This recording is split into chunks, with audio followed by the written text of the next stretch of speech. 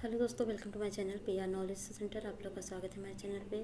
आज मैं लाइन घटना चक्र पूर्वावलोकन में इकोनॉमिक्स का, जिसमें आर्थिक विकास और सामाजिक विकास के बारे में हम पढ़ेंगे। ये लेक्चर नंबर 1 है और इसको हम करेंगे 1 मिनट। तो लेक्चर नंबर 1 हम करेंगे आज से। तो अगर वीडियो पसंद आता है तो आप इसको लाइक शेयर सब्सक्राइब जरूर करिएगा और हमारे चैनल को सब्सक्राइब करिए। और पूरा 1990 से लेके जनवरी 2023 तक के सभी प्रश्न पत्र इसमें इंक्लूड है, चाहे यूपीपीसी से आर किसी भी एग्ज़ाम का हो। तो चलिए करते हैं हम इसको स्टार्टिंग से। अगर वीडियो पसंद आता है तो लाइक शेयर सब्सक्राइब करिए। सबके प्लेलिस्ट आपको सारे घटना चक्र के सब्जेक्ट वाइज मिल जाएंगे, तो चैनल को सब्सक्राइब करें और जल्दी से जल्दी इसको कंप्लीट कर लें, क्योंकि आपका यूपीपीसी का एग्ज़ाम हो या फिर आर के लिए बहुत रामबाण होने वाला ही है। चलिए स्टार्ट करते हैं। तो 1 मिनट। तो आर्थिक विकास एवं सामाजिक विकास में हम आर्थिक में करेंगे आर्थिक विकास के बारे में। तो पहला चैप्टर है भारतीय अर्थव्यवस्था का स्वरूप। तो इकोनॉमी का पूरा है ये। तो ये नोट्स हैं। अंग्रेजों से पूर्व भारतीय अर्थव्यवस्था की प्रकृति ग्रामीण और अविकसित थी। गांव एक पृथक इकाई थी तथा व्यवसाय वंशानुगत था। यहाँ तक कि व्यवसाय कृषि था, लेकिन उद्योग के क्षेत्र में ही यह उन्नत था। भारत द्वारा उत्पादित रेशमी और सूती वस्त्र विश्व में उत्तम क्वालिटी के माने जाते थे। यहाँ संगमरमर का कार्य, नक्काशी का कार्य, सोने चांदी के आभूषण पर व पत्थर तराशी का कार्य बहुत ही उत्तम किस्म का होता था, अतः इनका निर्यात किया जा सकता था। निर्यात की वस्तुएं नील, अफीम, मसाले की शामिल थे। इस प्रकार 17वीं व 18वीं शताब्दी तक भारतीय अर्थव्यवस्था अपने पारंपरिक स्वरूप में गतिमान रही। अंग्रेजों ने भारत पर न केवल राज्य किया, बल्कि इनको एक उपनिवेश बना दिया। उपनिवेश का अर्थ होता है इस देश को किसी प्रकार की राजनीतिक स्वतंत्रता प्राप्त नहीं थी तथा इसकी आर्थिक गतिविधियों पर उनका सीधा नियंत्रण था। भारत पर 1757 से लेकर 1858 तक ईस्ट इंडिया कंपनी ने, इसके बाद 1858 से 1947 तक ब्रिटिश शासन ने शासन किया। तो भारतीय अर्थव्यवस्था पिछड़ी और अल्पविकसित, गतिहीन तथा सुस्त अर्थव्यवस्था रही है। तो सारे कुछ दिए गए, चलिए क्वेश्चन के थ्रू करते हैं। मिश्रित अर्थव्यवस्था क्या होती है? तो जहाँ राष्ट्रीय अर्थव्यवस्था में सार्वजनिक क्षेत्र के साथ साथ निजी क्षेत्र विद्यमान होता है, उसको बोलते हैं मिश्रित अर्थव्यवस्था, मतलब पब्लिक और गवर्नमेंट। भारत में मिश्रित अर्थव्यवस्था का अर्थ क्या है? जिसमें है सार्वजनिक तथा निजी क्षेत्र का सह अस्तित्व। मिश्रित अर्थव्यवस्था का तात्पर्य क्या है? निजी एवं सार्वजनिक क्षेत्रों की विद्यमानता। भारतीय अर्थव्यवस्था क्या है? मिश्रित अर्थव्यवस्था है। निम्नलिखित में से कौन सा भारतीय अर्थव्यवस्था का प्रमुख लक्षण है? तो है मिश्रित अर्थव्यवस्था। भारत में किस तरह की अर्थव्यवस्था है? देखिए ये क्वेश्चन कितनी बार आया है। यह सत्य होगा कि भारत को परिभाषित किया जाए एक श्रम आधिक्य वाली अर्थव्यवस्था के रूप में, मतलब यहाँ पर श्रम ज़्यादा होता है। और अल्प विकसित अर्थव्यवस्था की सामान्यतः विशेषता होती क्या है? तो इसकी विशेषता तो प्रति व्यक्ति निम्न आय और पूंजी निर्माण की निम्न दर, तो ये दोनों होती हैं, और निम्न आश्रित ये सब दोनों नहीं होते हैं। तो यहाँ देख लीजिए, अल्प विकसित शब्द असामान्य व उन अर्थव्यवस्थाओं के संबंध में प्रयुक्त होता है जहाँ उस देश के लोगों का रहन सहन का स्तर काफ़ी निम्न होता है, क्योंकि यहाँ उत्पादन का स्तर कम व जनसंख्या का अधिक होना प्रति व्यक्ति आय स्तर का निम्न पाया जाता है। जिससे अल्प विकसित अर्थव्यवस्था में विशेषताएं होती हैं: निम्न प्रति व्यक्ति आय, निम्न जीवन स्तर, जनसंख्या वृद्धि की उच्च दर, बेरोजगारी व अल्प रोजगारी का स्तर और कृषि क्षेत्र का आधिपत्य, और पूंजी निर्माण की निम्न दर और आय की विषमता आदि। निम्नलिखित में से क्या सही ढंग से समझाता है कि भारत की अल्प विकसित अर्थव्यवस्था है? तो आय का असमान वितरण, उच्च निर्भरता दर और राष्ट्रीय आय में वृद्धि, और बैंक व केंद्रीय वित्तीय निर्माण में। तो नीचे दिए कोट में सही उत्तर का चयन कीजिए। तो इनमें से कोई नहीं होगा, क्योंकि भारतीय अर्थव्यवस्था की निम्नलिखित विशेषताएं थी: प्रति व्यक्ति आय का निम्न स्तर, राष्ट्रीय आय में धीमी वृद्धि, जनसंख्या का भारी दबाव, गरीबी का अस्तित्व, कृषि पर निर्भरता, बेरोजगारी की अधिकता, तकनीकी कौशल की कमी, साक्षरता की निम्न दर, रूढ़िवादी पारंपरिक समाज, विकास के लिए योजना बनाना, योजनाओं पर व्यय, राष्ट्रीय आय की धीमी वृद्धि दर पर भी भारतीय अर्थव्यवस्था में देखने को मिलती है। परंतु वर्तमान में राष्ट्रीय आय की धीमी वृद्धि दर भारतीय संदर्भ में सही नहीं है। निम्नलिखित में से कौन सी विशेषताएं भारतीय अर्थव्यवस्था को विकासशील देश श्रेणी में दर्शाती है? तो वह है कृषि का मुख्य व्यवसाय, और दूसरा है प्रचंड बेरोजगारी, और चौथा है और तीसरा है मानव पूंजी की निम्न गुणवत्ता। तो ये तीनों हैं। तो यहाँ पर देख लीजिए, कृषि प्रधानता अर्थव्यवस्था और पूंजी निर्माण की निम्न दर और अत्यधिक जनसंख्या वृद्धि। तो ये भारतीय अर्थव्यवस्था। बेरोजगारी है, निम्न प्रति व्यक्ति है, औद्योगिक पिछड़ापन है, तकनीकी पिछड़ापन है, विस्तृत अर्थव्यवस्था है, और आयात पर निर्भरता है और निरक्षरता है। भारतीय अर्थव्यवस्था वर्णित की जा सकती है किससे? एक विकासशील अर्थव्यवस्था से। भारतीय अर्थव्यवस्था की विशेषता क्या होती है? कृषि की प्रधानता, और उद्योग की प्रधानता नहीं है, और न्यून प्रति व्यक्ति आय है, और बृहद बेरोजगारी है। ठीक है, 134। भारत की अर्थव्यवस्था कैसी है? तो विकासशील है। निम्नलिखित में से कौन सा लक्षण भारतीय अर्थव्यवस्था का नहीं है? तो ये श्रम की न्यूनतम कार्य क्षमता है, प्रति व्यक्ति का कमाई, ये भी सही है। पूरी पूंजी निर्माण की न्यून दर, ये भी सही। प्राकृतिक संसाधनों की कमी, ऐसा नहीं है, यहाँ पर है पर्याप्त। देश की प्रवृत्ति में निम्न में से कौन सा अनार्थिक तत्व है? सामाजिक व्यवहार, प्राकृतिक संसाधन। तो पहला होगा सामाजिक व्यवहार। आर्थिक विकास के निर्धारण तत्व क्या है? आर्थिक है और अनार्थिक है। आर्थिक में प्राकृतिक साधन है, श्रम शक्ति और जनसंख्या है। पूंजी निर्माण है, तकनीकी तथा नवाचार है। पूंजी उत्पाद अनुपात है। सामाजिक घटक है, धार्मिक घटक है, राजनीतिक घटक, अंतर्राष्ट्रीय वैज्ञानिक घटक है। निम्न में से कौन सा आर्थिक सुधारों के द्वितीय प्रजनन में सरकार द्वारा चिन्हित किए गए भाग का नहीं है? तो न्यायिक प्रणाली में सुधार ये नहीं है। विकास का भारतीय मॉडल किसके हितों की सुरक्षा करता है? तो करता है प्रति व्यक्ति और राज्य दोनों की, व्यक्ति और राज्य दोनों की। अगला चैप्टर है अगला चैप्टर है राष्ट्रीय आय, नेशनल इनकम। आर्थिक सीमा की संकल्पना। राष्ट्रीय आय लेखांकन समष्टि अर्थशास्त्र की एक शाखा है और राष्ट्रीय आय तथा संबंधित समुच्चयों का आकलन इसका एक भाग है। राष्ट्रीय आय और इससे संबंधित कोई भी समुच्चय देश की उत्पादन क्रियाओं का माप है। आर्थिक सीमा क्या है? संयुक्त राष्ट्र संघ के अनुसार आर्थिक सीमा एक देश की सरकार द्वारा प्रशासित और भौगोलिक सीमा जिसमें व्यक्तियों, वस्तुओं और पूंजी का निर्बाध संचालन होता है। इस परिभाषा का आधार व्यक्तियों और पूंजी के संचालन की स्वतंत्रता है। आर्थिक सीमा का क्षेत्र है देश की राजनीतिक सीमा, देश के विदेशों में दूतावास, वाणिज्य दूतावास, सैनिक प्रतिष्ठान, देश के निवासियों द्वारा 2 या 2 से अधिक देशों के मध्य चलाए जाने वाले जलयान व वायुयान, मछली पकड़ने की नौकाएं, तेल व प्राकृतिक गैस यान जो अंतर्राष्ट्रीय जल सीमाओं में या उन क्षेत्रों में चलाए जाते हैं जिन पर देश का अनन्य अधिकार है। निवासी की संकल्पना। नागरिक और निवासी दो भिन्न शब्द हैं। एक व्यक्ति एक देश का नागरिक हो सकता है और किसी अन्य देश का निवासी। जो भारतीय विदेशों में जाते हैं वह भारत के नागरिक हैं, जिस देश में रहते हैं उसके निवासी हैं। निवासी की परिभाषा एक व्यक्ति एक संस्था, तो सब जानते ही होंगे आप। राष्ट्रीय उत्पाद और देसी उत्पाद में संबंध क्या है? तो राष्ट्रीय उत्पाद, देसी उत्पाद देश के निवासियों द्वारा आर्थिक सीमा से बाहर किया गया उत्पादन देश की आर्थिक सीमा में गैर निवासियों द्वारा किया गया उत्पादन होता है, मतलब जो देश के अंदर होता है। राष्ट्रीय आय, राष्ट्रीय आय क्या होता है? देसी उत्पाद और विदेशियों से प्राप्त कारक आय, विदेशों को दी गई कारक आय सब मिलाकर होता है। तो देख लीजिए आर्थिक वर्गीकरण, प्राथमिक क्षेत्र, द्वितीय क्षेत्र, तृतीय क्षेत्र। प्राथमिक क्षेत्र में जैसे खनन होता है, मछली पकड़ना, पशुपालन। द्वितीय क्षेत्र में बिजली निर्माण और कारखाने ये सब आते हैं। और तृतीय में कौन आता है? सरकारी प्रशासन, वित्त और होटल, शिक्षा, व्यापार, ये सब आते हैं। ठीक है, तो निवल राष्ट्रीय देशों का सब कुछ है। आपने इसको पढ़ा होगा, एनएनपी, पीपीपी, मॉडल जीडीपी। नहीं पढ़ा है तो उसको पढ़ लीजिएगा। चलिए हम क्वेश्चन करके अब सॉल्व करा के दिखाते हैं। पद राष्ट्रीय आय निरूपित करता है किसको? तो बाजार कीमतों पर सकल राष्ट्रीय उत्पाद, मूल्यह्रास और अप्रत्यक्ष करों की घटाकर सब्सिडी जोड़ने को यहाँ पर होता है। देख लीजिए, NNP GNP minus depreciation plus indirect index plus subsidy. राष्ट्रीय आय क्या है? साधन लागत पर निवल राष्ट्रीय उत्पाद। बाजार मूल्य पर शुद्ध राष्ट्रीय उत्पाद क्या होता है? बाजार मूल्यों पर सकल राष्ट्रीय उत्पाद मूल्यह्रास को माइनस करके प्राप्त होता है। निम्न में से कौन सा कथन सही है? जिसमें एनएनपी बराबर जीडीपी माइनस घिसावट व्यय और एनएनपी बराबर जीडीपी पर विदेशों से प्राप्त शुद्ध आय माइनस घिसावट, तो दोनों के दोनों होंगे। किसी दी गई अवधि के लिए एक देश की राष्ट्रीय आय क्या होगी? उत्पादित अंतिम वस्तुओं और सेवाओं के मौद्रिक मूल्य के बराबर होती है। एक खुली हुई अर्थव्यवस्था में अर्थव्यवस्था की राष्ट्रीय आय वाई है। तो CIGXM का क्रमशः अर्थ है उपभोग, निवेश, सरकारी कुल खर्च, निर्यात और कुल आयात। तो इसका फार्मूला क्या हो जाएगा? YC + I x - 1। तो Y जो है राष्ट्रीय आय है, उपभोग व्यय है, निवेश व्यय है, तो सरकारी खर्च तथा x - 1 निर्यात और आयात का अंतर होगा। तो ऑप्शन हो जाएगा C। निम्नलिखित में से कौन सी सकल घरेलू उत्पाद जीडीपी गणना करने की विधि नहीं है? तो वह व्यय विधि नहीं, ह्रास लागत विधि नहीं है, तो ह्रास को नहीं जोड़ा जाता। निवल राष्ट्रीय उत्पाद एवं सकल राष्ट्रीय उत्पाद है क्या है?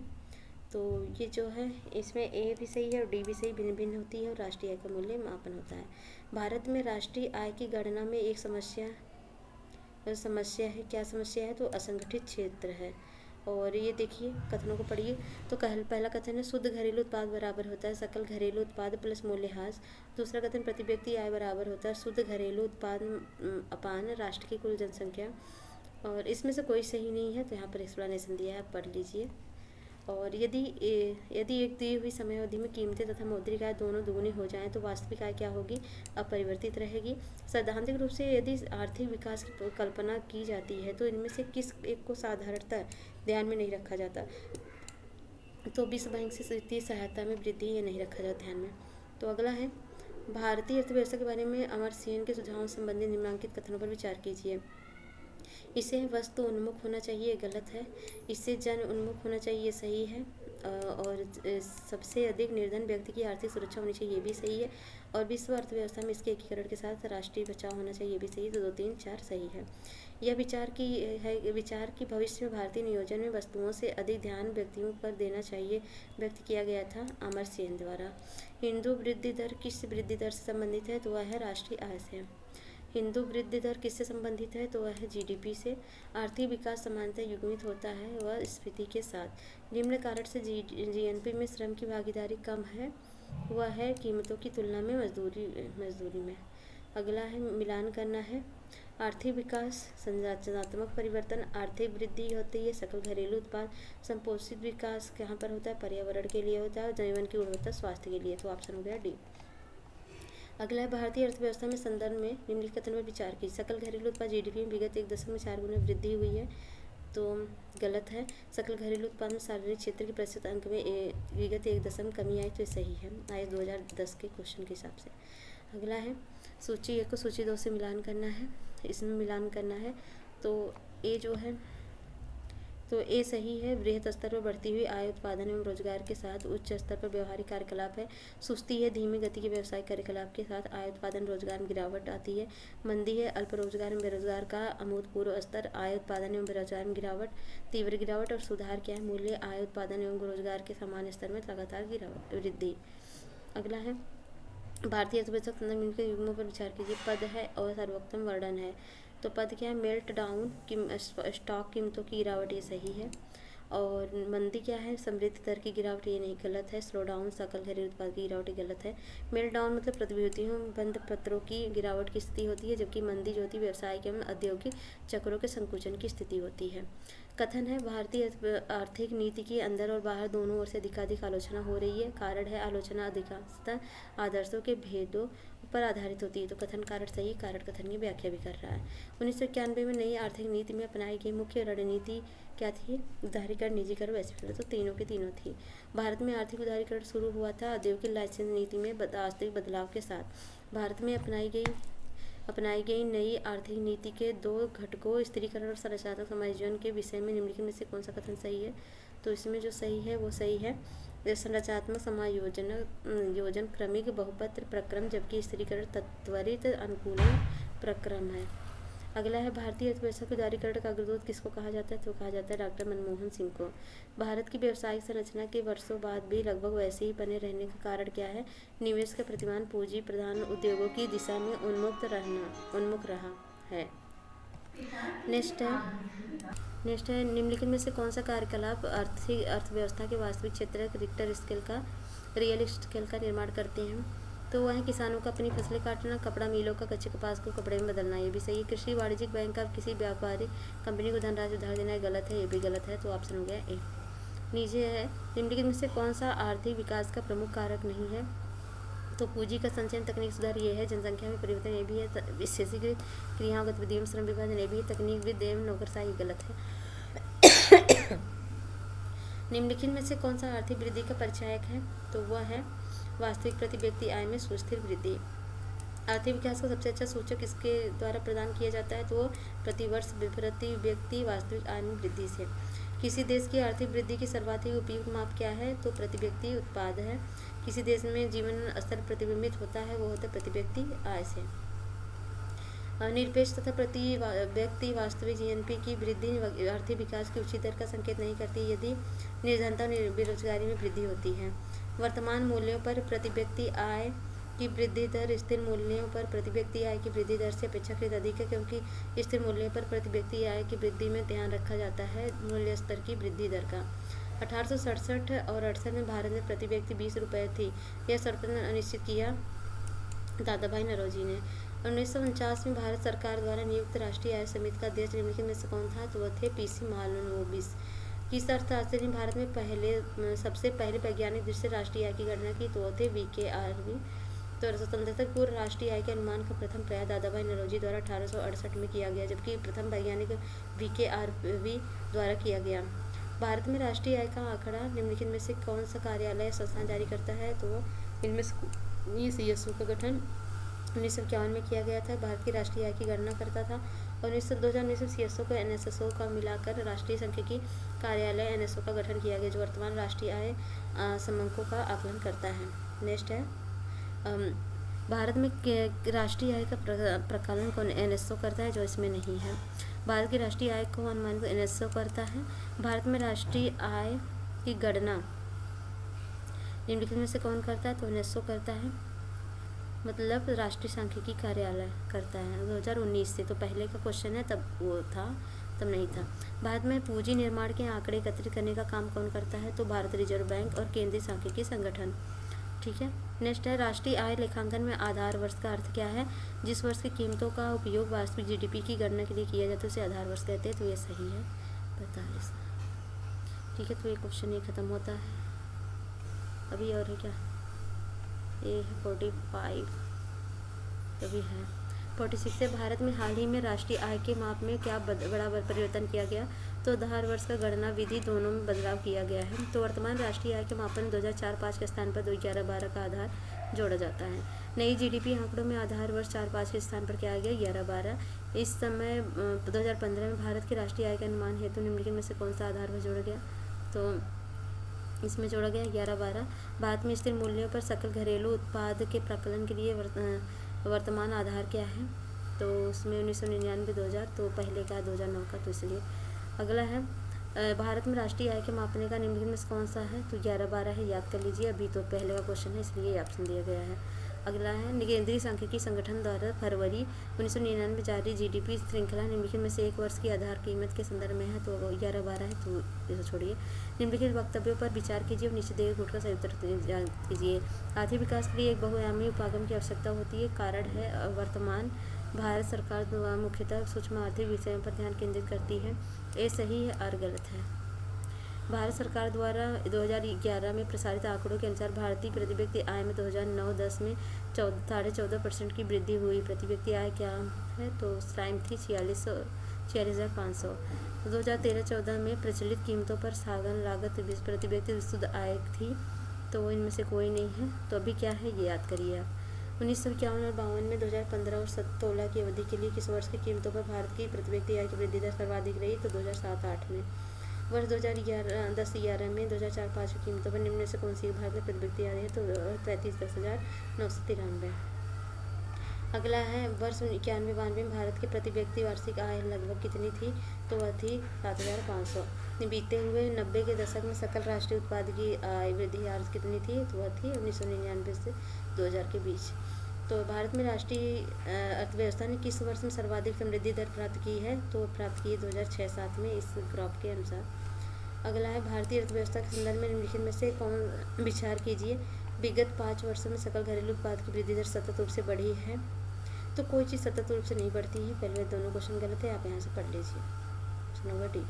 फिर है भारतीय अर्थव्यवस्था के संदर्भ में निम्नलिखित में विचार कीजिए। पिछले दशक में वास्तविक सकल घरेलू उत्पाद की वृद्धि दर लगातार बढ़ रही है।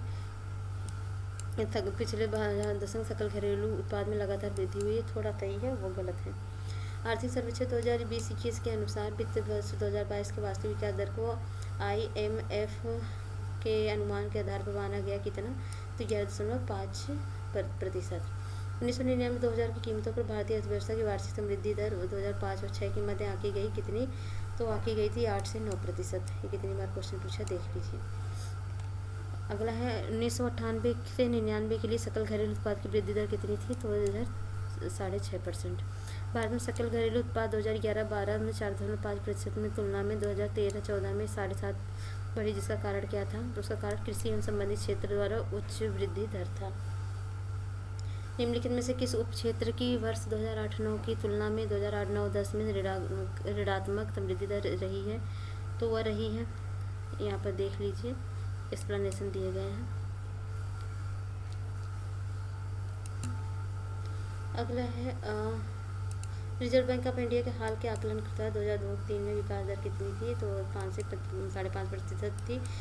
एशियाई विकास रिपोर्ट 2004 के अनुसार 2005 में भारत की समृद्धि दर पर होगी 6.9%। नेक्स्ट है भारतीय अर्थव्यवस्था में 1997 से 98 में वित्तीय वर्ष के अवसाद की स्थिति। निकट भूतकाल में सार्वजनिक निवेश में कमी आई है कितनी? तो कथन कारण सही, कारण कथन की व्याख्या नहीं करता है। पिछले 15 वर्षों में भारतीय अर्थव्यवस्था ऊंची औसत सकल घरेलू और राष्ट्रीय उत्पाद वृद्धि दर पर पहुंच गई है। इस अवधि में बचत अनुपात में निरंतर वृद्धि हुई है। कथन कारण सही, कारण कथन की व्याख्या कर रहा है। नेक्स्ट है निम्नलिखित राज्यों में 1998-99 प्रति व्यक्ति आय में आरोही क्रम में लगाइए। तो वो होगा, ये होगा पहले पंजाब, महाराष्ट्र, गुजरात, उत्तर प्रदेश, ऑप्शन बी। ये भी देख लीजिए, वही क्वेश्चन है। वर्तमान कीमतों पर प्रति व्यक्ति नवीनतम आय किस भारतीय राज्य में सबसे कम है? तो बिहार में। ये देखिए आंकड़े चेंज होते रहते हैं, तो नए आंकड़ों पर ध्यान रखिएगा। किस राज्य की प्रति व्यक्ति वार्षिक आय न्यूनतम आंकी गई है? तो वह बिहार की। और अगला है निम्न से किस राज्य में औसत प्रति व्यक्ति आय सर्वाधिक है? तो वह गोवा में। मार्च 2011 में भारत सरकार द्वारा प्रसारित आंकड़ों के अनुसार किस राज्य से क्षेत्र में व्यक्ति 2009-10 के दौरान अधिकतम थी? तो वह थी गोवा में। निम्नलिखित में से किस राज्य में औसत प्रति व्यक्ति आय सर्वाधिक है? तो वह है कर्नाटक में। निम्नलिखित में से 2010-11 में सकल राज्य घरेलू उत्पादन में वृद्धि सर्वाधिक रही कहाँ पर? बिहार में। और कारण कथन है तो भारत में पिछले 10 वर्षों में आर्थिक विकास लगभग स्थिर रहा है। खाद्यान्न का उत्पादन भी, ये आंकड़े चेंज होते हैं, तो आगे हम देखेंगे। ये है 1947 का, तो पढ़ लीजिए इसको भी। भारत में ग्रामीण आय प्रायः नगरीय आय से कम है। इसके निम्नलिखित में से कौन सा कारण जिम्मेदार है? जिसमें किसान बहुत संख्या में निरक्षर और वैज्ञानिक कृषि के बारे में उनका ज्ञान नगण्य है। विनिर्मित उत्पादों की तुलना में प्राथमिक उत्पादों का मूल्य कम होता है। उद्योगों के निवेश की तुलना में कृषि में निवेश कम होता है। तो सभी के सभी ऑप्शन सही हैं। पूंजी निर्माण के संदर्भ में कौन से कथन सही है? पूंजी निर्माण की प्रक्रिया बचतों और वित्तीय संस्थाओं के पर निर्भर करती है। निवेश पूंजी निर्माण के लिए अनिवार्य है, कारक है। तो दोनों के दोनों ऑप्शन सही हैं। भारत में बचत और पूंजी निर्माण की ऊंची दर होते हुए भी समृद्धि दर कम होने का कारण क्या है? ऊंचा पूंजी उत्पाद अनुपात। उच्च बचत वाली अर्थव्यवस्था होते हुए भी किस कारण पूंजी निर्माण महत्वपूर्ण उत्पादन वृद्धि में परिणामित नहीं हो पाता? तो वह उच्च पूंजी उत्पाद अनुपात। निम्नलिखित में से कौन मुख्य कारणों में से भारत में प्रति व्यक्ति आय में वृद्धि दर धीमी थी? तो वह थी उच्च पूंजी उत्पाद अनुपात में और जनसंख्या वृद्धि की ऊंची दर में। दोनों सही हैं। उत्तर प्रदेश में प्रति व्यक्ति आय की निम्नता के कारकों के बारे में निम्न कथनों पर विचार कीजिए। तो तेजी बढ़ती जनसंख्या है, साहसीपन का अभाव है और अपर्याप्त अधोसंरचना सुविधाएं हैं और कृषि का आधुनिकीकरण। ये गलत है, ये होगा ऑप्शन बी। एक देश में आर्थिक समृद्धि अनिवार्य रूप से होगी यदि एक पूंजी निर्माण हो। तो भारत के निकट भविष्य में 8% या आर्थिक विकास वृद्धि दर प्राप्त करने में सर्वाधिक सहयोग किस तत्वों से मिल सकता है? तो वह सभी अवरुद्ध या रुके हुए उत्पादक प्रोजेक्टों का क्रियान्वयन किया जाए उसके लिए।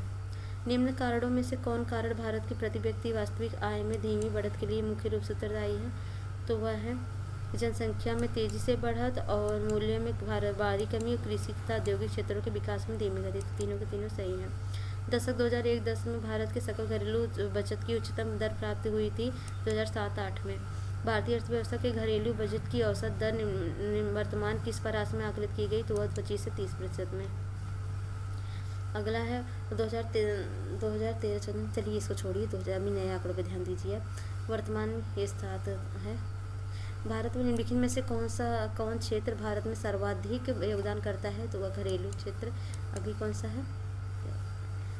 भारत में बजट भागीदारी के संदर्भ में पिछले 4 दशकों के आधार पर निम्नलिखित में से कौन सा कथन सही है? तो कॉर्पोरेट क्षेत्र की बजट में भागीदारी बढ़ी है। निम्नलिखित में से किस एक का भारत में घरेलू बजटों में सर्वाधिक हिस्सा है? तो वह है भौतिक परिसंपत्तियों का। तो अभी ये सकल वित्तीय बजट देख सकते हैं। भारत में निम्नलिखित 4 प्रमुख क्षेत्रों में से बचत का उदय होता है कहाँ से, तो होता है गृहस्थ, निजी निगम क्षेत्र से और सार्वजनिक निगम एवं अन्य लोग के उपकरण से और सरकार से, तो सभी के सभी से। तो ठीक है, यहीं पर खत्म होता है। नेक्स्ट वीडियो में हम सतत आर्थिक विकास के बारे में करेंगे। अगर वीडियो पसंद आता है तो लाइक शेयर सब्सक्राइब करिए। मिलते हैं नेक्स्ट वीडियो में, तब तक के लिए जय हिंद जय भारत।